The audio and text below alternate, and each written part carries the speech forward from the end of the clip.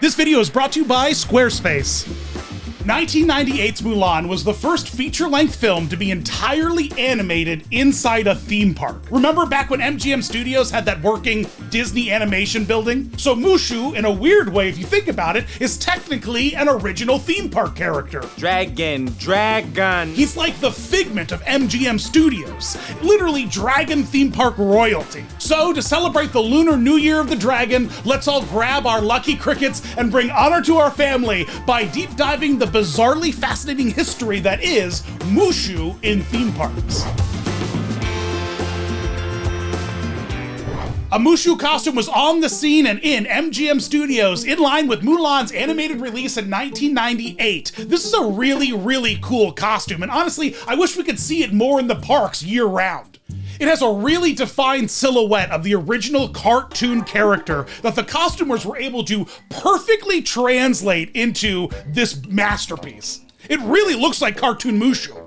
Look at that long, beautiful lizard body illusion that has a special tailpiece which extends down between the performer's legs, then snakes up behind him and curls into a little flare curly-cue at the end, and it's pinned to the back of the costume to make sure the tail's always up and animated. But that thing has gotta feel weird for the performer inside, wandering around with like a heavy, loaded diaper between your knees. Tail diaper. The unique head sculpt perfectly matches Mushu's cartoon character, and this is way before we had 3D printed costumes, you know? Like, they're just 3D printing heads these days, but somebody sculpted this with their hands. Just look at that long mustache that runs down underneath that partially opened grin that's just perfect. The nose is also interesting. Through the years, they've repainted it with different shading. Sometimes the spiral nostrils are a little bit darker, while other times it feels uniformly pink. But that makes sense, because Mushu's a dragon, he sneezes fire, so things get a little sooty, you know? Things get a little crumbly up there in his nose holes. His first appearance at the parks was actually as the original hype man for the Mulan parade. You guys remember this? They gave him a larger-than-life Britney Spears headset, put him on a rickshaw, and at the front of the parade, he rode around, hyping up what was coming, getting everyone excited for Mulan to show up. It's really cool. It's a lot of that Mushu bits. Everyone loves a little bit of Mushu and really captures the character. He still is Mulan's #1 hype man. Of course he is. He's getting us all excited to see her. It's great. Let me hear you let out a dragon-sized cheer for our hero, Mulan, everybody! But that wasn't his only appearance in the parade, oh no! Because halfway through the parade, park guests were greeted by arguably one of the longest Disney parade floats ever made for a parade ever. The Mushu Dragon Dance. Now, I love that they incorporated a dragon dance into this parade because historically, the dragon dance originated during the Han Dynasty, well before the story of Mulan ever took place, and was done to worship ancestors and pray for rain, often performed during the Chinese New Year. Dragons symbolize wisdom and power in Chinese culture, bringing success and good fortune, ultimately becoming a part of Chinese cultural identity itself, which is why the studio leaned so hard into giving Mulan a dragon companion. But this wasn't any ordinary dragon dance. No. This is the Great Wall of Mushu dance. The long body of the dragon slowly transformed into a carefully crafted recreation of the Great Wall of China, lined with soldiers, with tall stone turrets, and I've got to be honest, this has got to be one of the most impressive things I've ever seen a Disney parade do. Why isn't this in a museum somewhere, honestly? Just look at the Mushu face sculpt. It's this perfect blend of the traditional dragon puppet style and the modern animation character. It's just done perfectly. The long whiskers, the huge eyes, even for its size, the front of the Mushu is incredibly articulate and expressive, with 2 cast members controlling the head alone, and then another 12 cast members behind them controlling the tail and body. That's 14 cast members total for one costume character. Now, Mushu wasn't just some costume character or parade prop to be thrown around in the parks. No, he was integral to the MGM Studio experience for park guests. Originally, that Star Wars launch bay in the back of Hollywood Studios was the Disney Animation Building, where they actually animated movies and gave tours of animator spaces. It was really great. Did any of you guys have the opportunity to walk through this thing? A special show called Drawn to Animation was introduced as a part of the facility tours just after Mulan was released, where a Disney artist would walk you through the creation of an animated sidekick character. That is, of course, until Mushu took over the show. This is a really fun gag, like a fun park bit, where a cast member gets to interact with a fully animated cartoon in a special way that makes it look like it's all happening like in the space. But this is a shining moment in Mushu history, and honestly gave us an amazing look into the process of how the magic really happens. Like the Pocahontas fun fact that there used to be a turkey as one of her sidekicks before it got squashed in lieu of, the raccoon. I love that. I had no idea. I'm learning fun facts inside of my fun facts.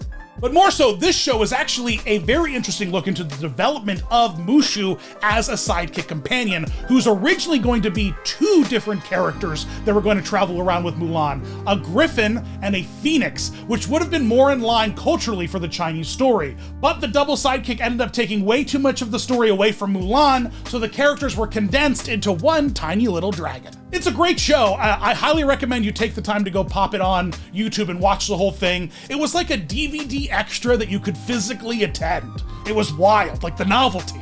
The novelty. Usually I gotta click into the extras menu to learn stuff like this. But none of us have DVDs anymore, so all of that humor is just lost on all you youngsters with your MP4s and your Plex and your whatever, and your streaming. Physical media, baby. Disney on Ice took an interesting twist on the Dragon Dance Mushu puppet in their production of Dare to Dream, a Disney on Ice show that featured a whole Mulan segment. At the end of the Mulan story, the grand finale brings out a huge Mushu dragon puppet from the castle, controlled by 8 skaters. Now, if you're keeping track, that's half the size of the dragon puppet that was used in the parade. But still, this thing is huge and expressive, but it's very, very different. It has a completely different style. It's almost a cartoony take on the Dragon Dance, focusing more on the cartoon character of Mushu versus any kind of traditional dragon puppet vibes. The eyes are huge, the goofy eyes bounce around, the horns and whiskers are made of a hyper shiny material, even the puppet's nose is bedazzled. Any excuse for Disney on Ice to bedazzle something. Any excuse. They'll do it. If they could come in ahead of time and bedazzle all the seats, they would, I assure you. Kenny and I were there, we saw this thing, man. The crowd goes wild for it. It's such a cool illusion, such a cool, big puppet, because you're so used to seeing these tiny little people skating on the ice, and then something huge like this comes out, and everyone's like, whoa! Now, Mushu is very much well and alive in the parks to this day. Every year for Disney California Adventure's Lunar New Year celebration, Mushu is always there, always there. So if you're looking to meet Mushu, that is a really great time to go and catch him. And of course, it's the Lunar New Year of the Dragon, so inevitably, it's Mushu's year. Mushu is the dragon of the year. He's the Chinese dragon costume character we have. Now, the parks have been pushing another dragon pretty hard. A new dragon costume character has come to the parks and he could have been the dragon of the year, but no Figment for us. I photoshopped him in a cute little, it's just Goofy's costume. I put it on Figment, but why isn't this guy over at Epcot, at the China Pavilion, at least wearing a cute outfit or something? It's the year of the dragon. It's Epcot. World Showcase. Why are we sleeping on this? But because he is the dragon of the year, a lot of the Asia parks have leaned pretty heavily into the Mushu merchandise, and so now there's some really great stuff out there. Mushu popcorn buckets and sweaters and stuffed animals, and I love this Mushu headband. Look how cute it is. And you squeeze it, and you squeeze the little things, and his tail wiggles around. Come on. I want that. Be fair to America, Disney Imagineering. Garbage that we don't get cool stuff like this. We get cool popcorn buckets. They get soap that turns into shapes. They get Duffy and Friends. Why do we get nothing? Now you're saying, Dan, Mulan had a whole live action movie you're gonna talk about? Of course I'm gonna talk about the live action Mulan movie, all right? Because it opened my eyes big, okay? Because back when in that 2020 Mulan release and the trailers and everything, everyone's like, wait, where's Mushu? Where's Mushu? And everyone's like, nah, this is gonna be more traditionally in-line Chinese cultural film, and Mushu was pretty offensive. And I was like, what? Mushu was offensive? How was Mushu offensive? Well, it turns out Mushu's pretty offensive. And really is not in line at all with the whole story beats. And there was no dragon companion in the original Chinese folklore story of Mulan. This was all added in later, and the dragon wasn't in. for a couple of reasons. You remember back during the MGM Drawn to Animation show where I mentioned that there were going to be two companions for Mulan, a griffin and a phoenix? Well, that was kind of more in line with representation of her family's, crest and stuff. And so that's what they went with the live action movie, a phoenix character. Mulan has a phoenix talisman. She breaks it. The phoenix is summoned out of it, almost like, the broken dragon statue in the cartoon. And, the phoenix is there during the whole adventure. Apparently, dragons are reserved for imperial families to have as like their ancestral like creature. So Mulan wasn't an imperial family. She would not have had a dragon. But moreover than that, separately, perhaps more stupidly, Mushu's a fire-breathing dragon. And fire-breathing dragons are almost exclusively reserved for European folklore. There are no such thing as Chinese fire-breathing dragons. Culturally, dragons are connected to bodies of water. Remember earlier during the dragon dance, how I talked about how that was a prayer for rain? It's because dragons, water, rain, lakes, rivers, they all got that whole, juice mixing around and going. Like Spirited Away's use of dragons, or Disney's Raya and the Last Dragon. We really just missed the mark by and large big time with Mushu and Mulan, even though we love them.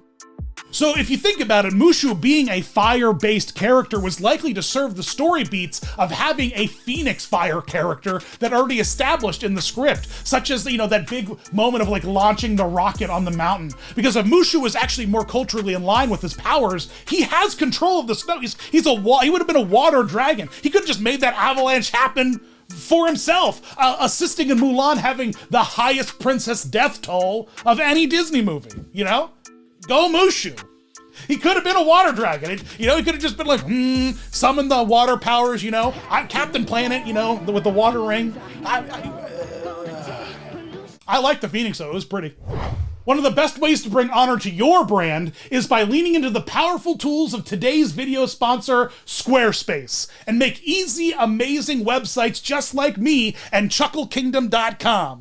Squarespace gives people a powerful and beautiful online platform from which to create your website. Connect your audience and generate revenue through gated members-only content, manage your members, send email communications, and leverage audience insights all in one easy-to-use platform. Create a community on your Squarespace website with fully integrated commenting systems that support threaded comments, replies, and likes. Use their powerful blogging tools to categorize, share, and schedule your posts too. Automatically push website content to your favorite social media channels so your followers can share it too. And don't forget to check out Squarespace's Fluid Engine, a next-generation website design system from Squarespace. It's never been easier to unlock your unbreakable creativity. Extend Squarespace's already powerful e-commerce capabilities with Squarespace extensions. These new third-party tools can help you manage your inventory, promote products, streamline bookkeeping, reconcile and file sales tax, and ship items across the globe.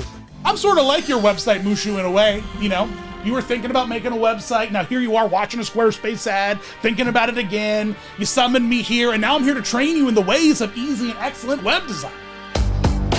Go to squarespace.com for a free trial, and when you're ready to launch, go to squarespace.com/DisneyDan to save 10% off your first purchase of a website or domain.